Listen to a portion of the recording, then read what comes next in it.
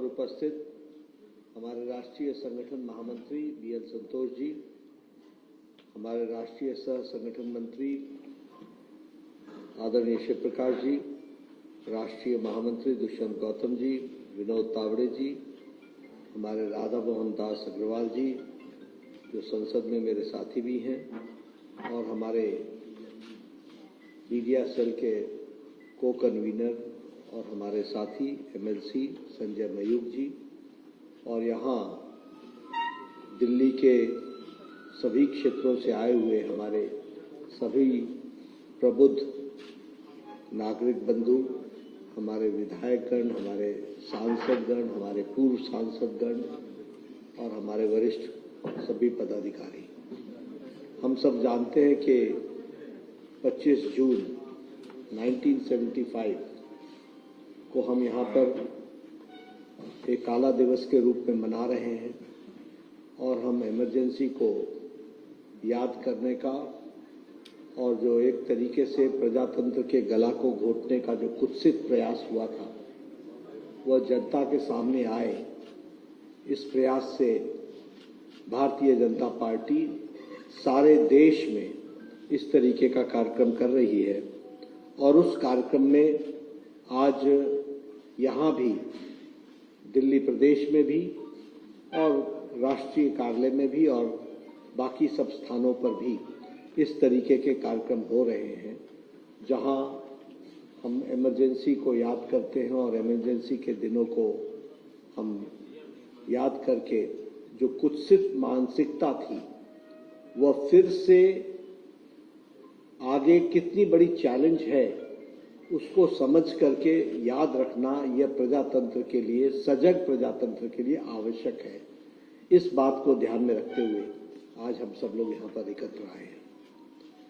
हम अभी 18वीं लोकसभा का गठन और देश का चुनाव का सबसे बड़ा पर्व हम मना करके आए हैं।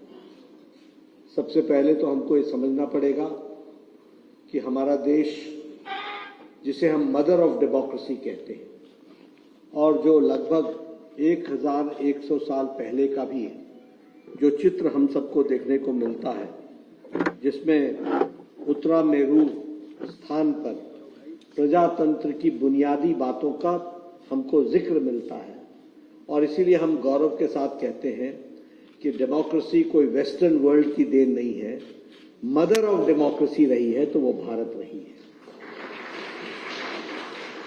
और ऐसे प्रजातंत्र को का गला घोटने का काम कांग्रेस पार्टी ने किया, वो भी हमको ध्यान में रखना चाहिए। लेकिन हम सबको यह भी मालूम है कि देश उसके खिलाफ खड़ा हुआ और हम लोगों ने डट करके उसका विरोध किया, और उसी का नतीजा है कि प्रजातंत्र भी बहाल हुआ और आज दुनिया का सबसे बड़ा लोकतंत्र का चुनाव भी अभी हम संपन्न करके 18वीं लोकसभा हम बना रहे हैं। मित्रों, यहां बहुत से लोग हैं, मुझे मालूम नहीं, लेकिन मैं आप सबसे इतना जरूर चाहूंगा कि आप जिन लोगों ने इमरजेंसी देखी है उनसे आप इस सप्ताह में जरूर मिलिए और उनसे आप जरा जानने का प्रयास कीजिए कि किस तरीके को भारत को पहुंचा दिया गया, कैसी परिस्थिति ला करके खड़ी कर दी थी। आज का नौजवान का बच्चा कभी कल्पना भी नहीं कर सकता, और ये कल्पना इसलिए नहीं कर सकता कि उस समय जिन लोगों ने प्रजातंत्र की रक्षा के लिए अपनी आहुति दी थी उसकी ताकत के कारण आज प्रजातंत्र मजबूत होकर के खड़ा है, कि वो आज हम कोई कल्पना नहीं कर सकते कि इस तरीके की परिस्थिति। मैं जब इस बात को कहता हूं तो आपको इस बात को भी ध्यान में लाना चाहता हूं कि आज 50 साल हो गए हैं, 50 इयर्स, 50वां साल है जब हमने इमरजेंसी के दुर्दिन देखे थे।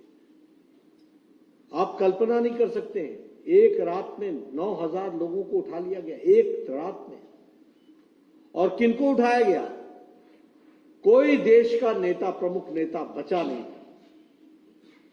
मोरारजी देसाई, मोहन धारिया, अटल बिहारी वाजपेयी, लाल कृष्ण आडवाणी, ऐसी लंबी श्रृंखला है जिनको उसी रात उठा लिया गया और उनको जेल में 1 दिन नहीं, 2 दिन नहीं, 19 महीने से ज्यादा रहना पड़ा। 19 महीने से ज्यादा रहना पड़ा। यह परिस्थिति ला करके खड़ी की। और क्या कसूर था? कसूर सिर्फ इतना था कि प्रजातंत्र की मजबूती के लिए और प्रजातंत्र की रक्षा के लिए उन्होंने आवाज उठाई थी। हम सबको मालूम है, मुझे जहां तक याद पड़ता है, शायद वो 12 जून की तारीख थी जब इलाहाबाद हाई कोर्ट का 1975 में 12 जून को इलाहाबाद हाई कोर्ट का फैसला आया था। और उस इलाहाबाद के हाई कोर्ट के फैसले के कारण प्रधानमंत्री उस समय इंदिरा गांधी जी थी, उनका चुनाव निरस्त हुआ था। वो अनफेयर मीन्स से चुनाव लड़ रही थी। ये इलाहाबाद हाई कोर्ट का जजमेंट था।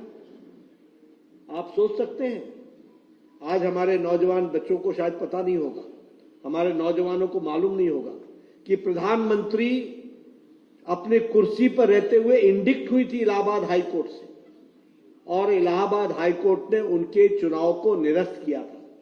और यही नहीं, 6 साल तक इलेक्शन से डिबार भी किया था। यह स्थिति आकर के खड़ी हुई थी। इस तरीके से उस समय की स्थिति आई थी। और उसके बाद कानून को बदला गया। कानून को बदलने के बाद श्रीमती इंदिरा गांधी प्रधानमंत्री के रूप में मौजूद रही। और यह जो लड़ाई चल रही थी, वैसे तो लगभग 1974 से शुरू हो गई थी, जयप्रकाश नारायण जी के आंदोलन के माध्यम से, जो सारे देश में प्रजातंत्र को बचाने के लिए और बेरोजगारी, भ्रष्टाचार, भाई भतीजावाद के खिलाफ जो आंदोलन चल रहा था, उस आंदोलन के माध्यम में ये जब श्रीमती इंदिरा गांधी का फैसला आया और जिस तरीके से उन्होंने संविधान को बदल करके अपनी कुर्सी की रक्षा करने का प्रयास किया, उस समय सारा देश आंदोलित हो गया, उद्वेलित हो गया। और उस उद्वेलना को रोकने के लिए 25 जून की रात को श्रीमती इंदिरा गांधी ने इमरजेंसी लगाई और हजारों लोगों को उसी रात को उनको अरेस्ट कर लिया गया, जिसमें मैंने नाम आपको बताया। देश का कोई प्रमुख नेता नहीं था जो बचा हो, कोई प्रमुख नेता नहीं था। यानी अगर आप 1977 के लोकसभा के प्रत्याशियों की सूची उठाएंगे तो उस सूची में जो भी एमपी बना वो कोई ऐसा मेंबर पार्लियामेंट नहीं था जिसने 18 महीने 19 महीने जेल में नहीं काटे हो। इस तरीके की परिस्थिति थी। और मैं एक बात और आपको बताना चाहूंगा, और इसीलिए हम कहते हैं कि जब रक्षा करने की बात की जाती है देश के, तो हमारे स्वयंसेवक, हमारे राष्ट्रीय स्वयंसेवक संघ के लोगों ने भी उस समय पूरा अपना योगदान किया। लगभग 1,40,000 लोग, आप आंकड़े पर ध्यान दीजिएगा, 1,40,000 लोग MISA, maintenance of internal security act और defence of Indian rule DIR के तहत गिरफ्तार हुए थे। 1,40,000। और आपको जान करके ये भी गौरवान्वित महसूस होगा कि उसमें से लगभग 75,000 से 80,000 लोग वो हमारी विचारधारा के थे। राष्ट्रीय स्वयंसेवक संघ, भारतीय जनता पार्टी, उस समय भारतीय जनसंघ होता था, उसके लोग। ऐसे लाखों परिवार हैं जिन्होंने अपना सर्वस्व लगा करके उस समय देश की रक्षा के लिए आए थे। और मैं एक बात और बता दूं, क्योंकि उस समय मैं इंटरमीडिएट के फर्स्ट ईयर का विद्यार्थी था, मैट्रिकुलेशन पास करके हटा था 74-75 में, और मुझे कॉलेज में एडमिशन मिला था। मैं आपको बताना चाहता हूं कि इस तरीके का वातावरण बना दिया गया था, जिस वातावरण में घर के अंदर भी उन्मुखता से बात नहीं कर सकते थे। यह परिस्थिति लाकर के खड़ी होती थी। पता नहीं मेरा भाई ही मुखबिर हो सरकार का, पता नहीं कौन हमारे घर से ही हमारी CID करता हो। इस तरीके का एक प्रश्नवाचक चिन्ह आकर के खड़ा हो गया। और मैं जब बताता हूं कि इंटरमीडिएट का विद्यार्थी था, कॉलेजेस कॉलेज नहीं दिखते थे, वो पुलिस की छावनी दिखती थी, छावनी, कैंप दिखता था।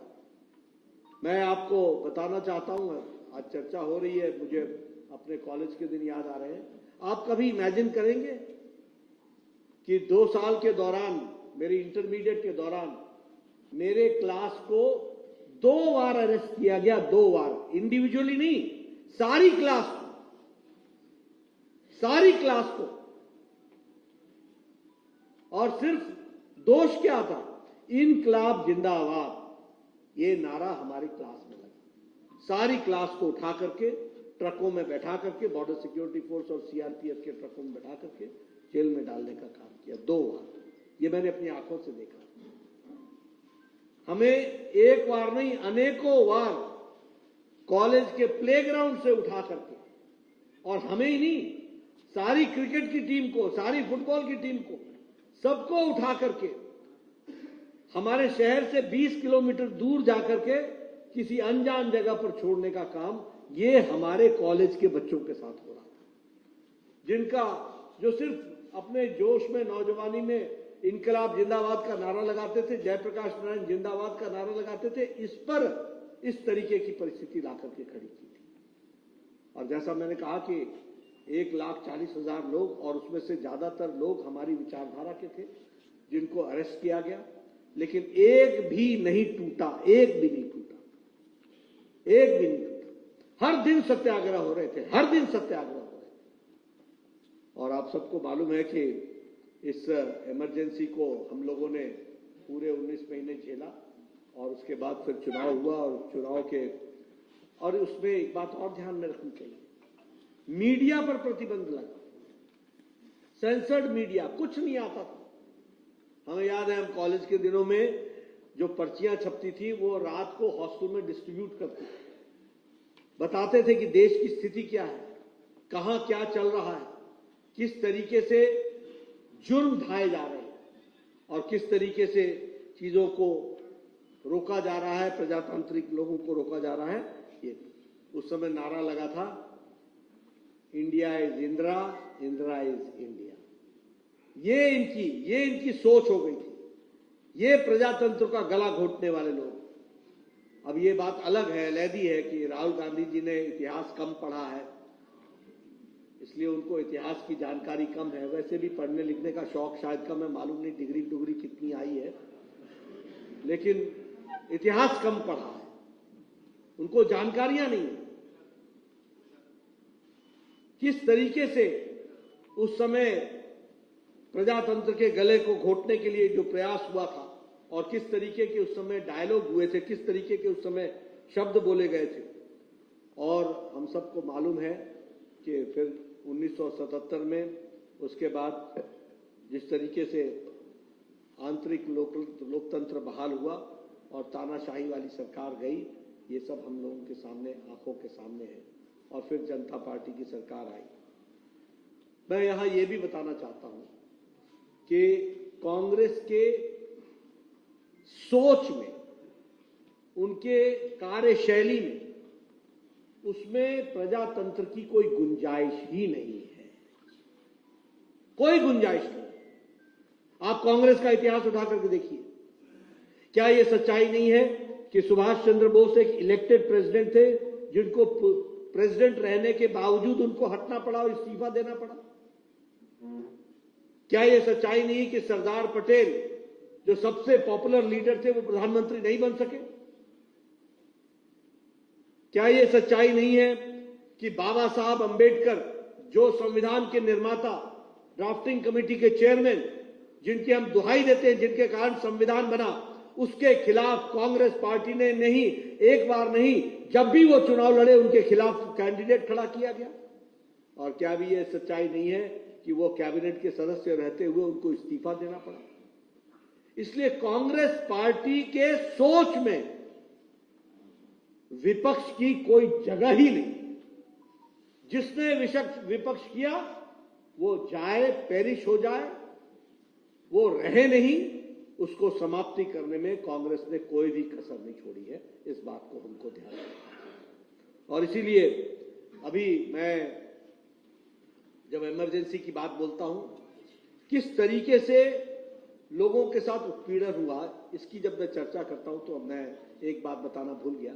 मीडिया को रोकने के हर तरीके के प्रयास तो हुए, लेकिन जर्नलिस्टों को भी जेल में डाला गया, उनको भी जेल की सलाखों के पीछे रखा गया। और मैं जानना चाहता हूं कांग्रेस पार्टी से, आजकल ये नेता बड़े संविधान की कॉपी लेकर के फिरते हैं, इनको इतिहास इन्होंने पढ़ा नहीं है। इनको चाहिए कि जाएं राजघाट पर और देश से जाकर के माफी मांगे महात्मा गांधी की समाधि पर, और देश से माफी मांगे जिन्होंने प्रजातंत्र का गला घोटा और देश को रोकने का प्रयास।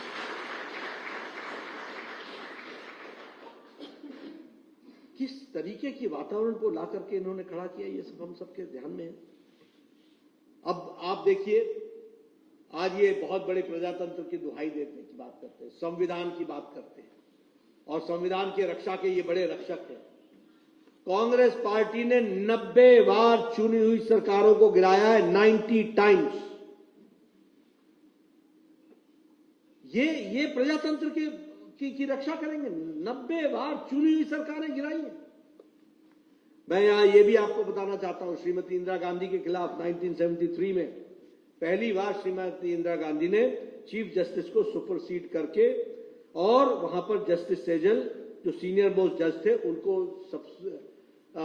सुपरसीड करके एएन रे को जस्टिस बनाया।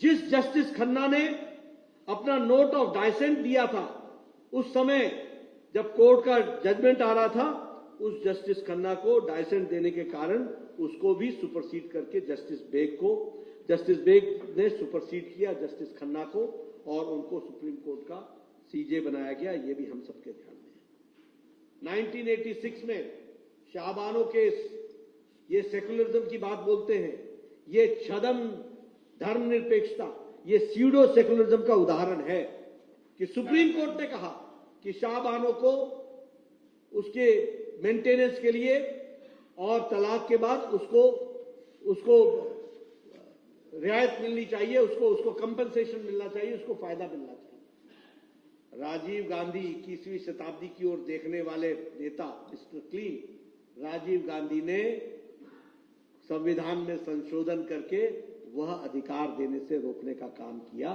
तो इन्होंने किया। ये सेकुलरिज्म की दुहाई देते हैं। ये सबका साथ, सबका विकास, सबका विश्वास, जिस बात को प्रधानमंत्री मोदी जी लेकर के चल रहे हैं, उसके लेटर और स्पिरिट के खिलाफ ये खड़े हुए, ये भी हमको ध्यान में रखना चाहिए। और उसी तरीके से अगर हम कहें इस दृष्टि से, तो एक नहीं अनेकों उदाहरण हैं। अभी आप देखिए, ये जो हमारे रिलीजियस डिस्क्रिमिनेशन आरटीई का एक्ट जो लेकर के आए, जिस रिलीजियस डिस्क्रिमिनेशन के तहत माइनॉरिटी इंस्टीट्यूशंस को सब तरीके की सुविधाएं दी गई, और जो मेजॉरिटी इंस्टीट्यूशंस थे उनको, जो भी एडेड और अनएडेड स्कूल्स थे, उनके साथ दोहरा मापदंड करने का काम किया। ये हम सबके ध्यान में है।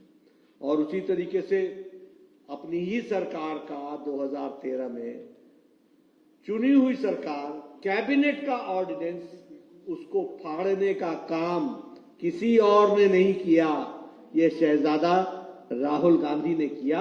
ये प्रजातंत्र की दुहाई देने वाले लोग, अपनी चुनी हुई सरकार इस तरीके की स्थितियां ला करके खड़ी की हैं। मैं यहां ये भी बताना चाहता हूं कि प्रजातंत्र, मतलब मैं, अगर आप कहिए तो मैं हमेशा एक बात कहूंगा, रस्सी जल गई है, बल नहीं गया। जनता ने नीचे लगा दिया, लेकिन अड़ नहीं गई। आप देखिए जिस तरीके की भाषा और जिस तरीके से ये चर्चाएं करते हैं, वो भी हम सबके को ध्यान में है। न संसदीय मर्यादाओं का ध्यान में रखते हैं, और न ही संसदीय शब्दावली का ध्यान में रखते हैं। आज चर्चा करते हुए कहा, अब आप बताइए, आज दिन तक कभी भी लोकसभा के स्पीकर का चुनाव कंडीशनल होता है क्या? कंडीशन के साथ होता है क्या? डिप्टी स्पीकर तय करो, तब हम स्पीकर में तुम्हारे को मदद करेंगे। और ये कौन कह रहे हैं? ये वो लोग कह रहे हैं जिन्होंने कांग्रेस की सरकार में तेलंगाना में स्पीकर भी अपना बनाया है और डिप्टी स्पीकर भी अपना बनाया है। ये चर्चा करने बैठे। कर्नाटक में इनका ही स्पीकर, इनका ही डिप्टी स्पीकर। ममता प्रजातंत्र की बात बोलती है, वेस्ट बंगाल में इनका ही स्पीकर, इनका ही डिप्टी स्पीकर। तमिलनाडु में डीएमके का इनका ही स्पीकर, इनका ही डिप्टी स्पीकर। केरला में इनका ही स्पीकर, इनका ही डिप्टी स्पीकर कम्युनिस्ट पार्टी का। ये हाथी के दांत दिखाने के और खाने के और। ये ऐसे लोग हैं जो हिपोक्रेसी में जीते हैं, ये दोहरे मापदंड में जीते हैं। और इस तरीके की आपको इनकी मानसिकता के बारे में ध्यान में तो आया ही होगा। जब आज हम इमरजेंसी को याद कर रहे हैं, काला दिन को, तो याद रखना इनके मन में यही विचार है और वो एक ही विचार है, मेरी मानो नहीं तो हम तुम्हारे साथ जो व्यवहार करेंगे वो भी आप सबके सामने है। मित्रों, मैं चाहूंगा कि आप सबके माध्यम से इमरजेंसी की याद को ताजा करते हुए इनके जो षड्यंत्र थे और इन्होंने जिस तरीके से प्रजातंत्र का गला घोटा, और एक बार नहीं, ये बात करते हैं इंस्टीट्यूशंस की, जिन्होंने एक समय में सुप्रीम कोर्ट जैसे इंस्टीट्यूशन को अपने गिरफ्त में लेने का प्रयास किया, वो इंस्टीट्यूशंस की बात करते हैं। मैं वही तो कह रहा हूं कि स्पोर्ट्स कोटे में आकर के कॉलेज में एडमिशन हो जाए तो अच्छा छात्र नहीं हो जाते।